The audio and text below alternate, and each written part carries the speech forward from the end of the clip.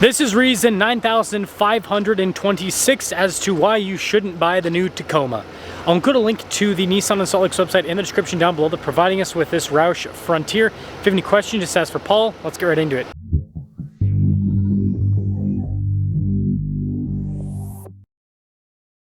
This week's giveaway highlight is a super low mileage manual Ford GT. If you're interested, use code BHC or click the link in the description down below or in the pinned comment. This will give you 4X bonus entries on any donation, $25 or more. Powering this is a 3.8 liter V6 naturally aspirated. Goes through a 9-speed. Fuel economy 16 around town, 20 on the highway, with power outputs being 310 horsepower and then 281 pound-feet of torque. We are closing in on 500,000 subscribers. I'd really appreciate it if you'd help out with that. Solid color choice on this one with the bolder gray. Now this is built off of the Pro-4X, so you get the upgraded headlights. We've got fog lights down below, the orange on the Nissan logo. And then you'll notice you've got a special Pro-4X badge there with a little R at the end to signify Roush. There's also recovery points at the bottom, skid plate protection too. Altogether, the truck definitely has a great look for a midsize. It looks like they don't actually change out the tires. It's still the 265 by 70 by 17, but you probably have more fitment for larger tires. We'll go over that in a moment. You do have the Roush wheels, which I think look fantastic on the Frontier. Notice the badge there and the shot, and then you also have the big fender flares. Now, a big part of this is the fact that it's lifted by 2 inches. It also has external gas reservoirs, so we'll see how that performs on road. But that is like most of the Roush kit is actually just upgrading the suspension here on the Frontier. And there's kind of a better look at the shock. You obviously saw the upper control arm there up front, but pretty cool looking shocks if you ask me. Now altogether with that 2-inch suspension lift, it definitely sits taller compared to a stock Pro-4X. Here's a stock Pro-4X for comparison. You can see with the same size of tires, it sits a bit lower. Now with these new Frontiers, you actually still get Nissan's old school key fob. It's got lock-on-lock remote start, but pretty cool setup. And then one nice thing about the Frontier is actually the bed. So the tailgate is dampened. You got protection on the tailgate. There's an outlet in the bed. There is cargo sliders here where you can put tie-down points and bed liner. There's also LED lights. When you put it all together, there's a ton of bed equipment. And then lifting this up, it's pretty light. You got the Nissan logo again, another Pro-4X R badge. I don't think my camera picked that up too well with the last shot, so there's kind of a better look at that. Anyways, that will cap things off for the exterior on this truck. Let's now check out the interior. Soft touch here on the door panel. You've got the orange stitching, plenty of storage down below, and then this one has the side step rock rail package. We also have the loaded Pro-4X interior, so you've got the fancier seats rather than the cloth. The window in the back is always manual for the opening operation, but the back passengers do get an outlet, some USB ports, and you know, decent space for a midsize, not massive though. Keyless entry for up front, and let's check it out. Blind spot monitoring with the mirrors. We got acoustic glass up front. Front 2 windows are automatic. More soft touch on the door panel. 1,030 pounds of payload capacity. Got the little Roush logo there on the headrest. Perforated all down the center of the seat. And then you do have power adjustments with lumbar support. This is going to come with a tow mode. We've got stuff for the safety tech. And then at the very bottom, you got your rear differential lock.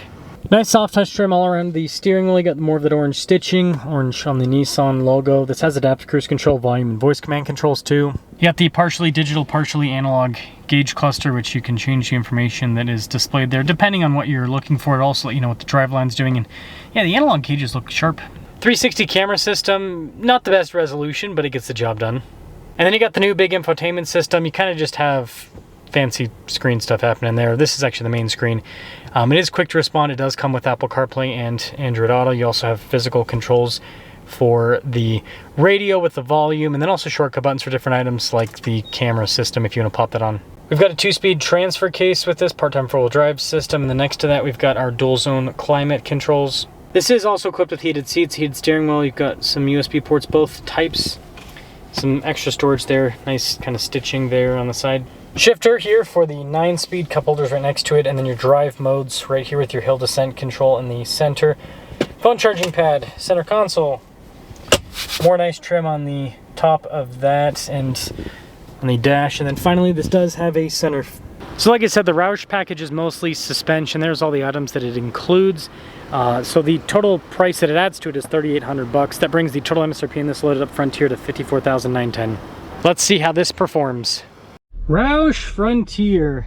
You guys gotta admit, this is pretty cool where they're upgrading the suspension. I mean, I guess they could have done something to the engine, but you know, one of the big things that's appealing with the Frontier is that it's, you know, simplistic, reliable. And so if they added, I don't know, a turbo or a supercharger or something like that, probably a supercharger since it's Roush. If they added that to the engine, right, that could potentially get in the way of the reliability. So, see how this performs. Now the Frontier, if you've never driven one, I mean, it's on a platform that's like a few decades old at this point, almost getting there. So it's going to feel old school. You're going to have heavier steering. It has auto stop start, by the way. It's one downside, but you can turn it off if you want. Anyways, you have heavier steering, and it's going to feel more like a real truck rather than stuff like the new Tacoma or the Ranger that feels more car-like because they've modernized stuff. There's pros to that, but you know, the con is you don't really feel like you're driving a rugged vehicle, whereas this, you do feel that. And again, this 3.8, it's got good power. It's got good power. Now, I'm not exactly sure how big of a tire you could fit underneath this with the Roush kit.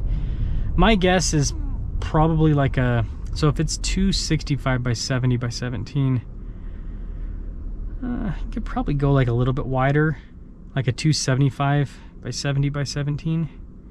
I don't know if you could, go too much bigger with the tires. That's the one downside about having an older platform is, you know, the older cars, they just didn't have as much space for big tires. A lot of the new cars, that's one of the things that's a big part of the design, is just making it so that there's space for more tire. But you know, you don't really need, I do a lot of off-roading, you don't need huge tires. 31s to 33s, that range of size is perfect because you still get good fuel economy on road, and you've got enough grip and clearance off-roading, unless you're doing like crazy rock crawling, and then at that point it's like you might as well buy a Jeep, you know. This is comfortable, I will say that. I don't know if it's any more comfortable than a why does that feel weird? Okay, anyways, it feels like the stock was extended out, but I guess it wasn't. It doesn't feel any more comfortable, I don't think, than stock. But you know, part of the appeal to getting shock like this is just cooling ability.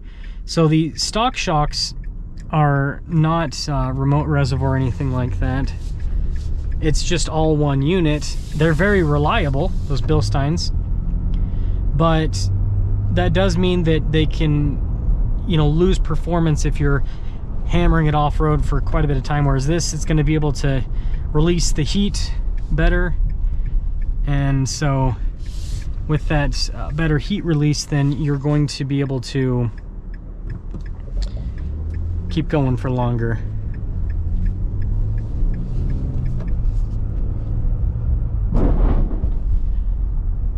Yeah, I mean, going over some of the bumps, I mean, it might be a little bit better with the compression. It's kind of hard to tell with these things on road, but it doesn't drive bad. It drives nice. It drives nice. And again, those shocks look pretty darn cool. They certainly do. So to conclude, you know, mid-50s for a Frontier, I think that's going to be, for some people, that's going to be a bit of a stretch. I don't think it's bad though, because I mean, mid-50s on a Tacoma nowadays gets you cloth seats, Tier D off-road, or so with the hybrid, or a Tier D off-road with an interior like this. So this, you're getting better shocks than both the Tier D off-road and the standard Frontier. So I don't think that, you know, compared to other trucks in the market, I don't think the value proposition is crazy, but I already do foresee the comments. And the comment that I know is going to be coming is Ranger Raptor 57K. And yep, Ranger Raptor 57K. I hear you. But also, you got to pay MSRP or over MSRP in one of those. And these, well, you can see there's quite a few in inventory. You probably can wheel and deal a little bit. So is it really going to go for that 54K? We'll see. We'll see. So that's the new Roush Frontier. I think this is cool. I like it. I like the look. So if you got the cash and you're a Frontier fan, I think it's worth it.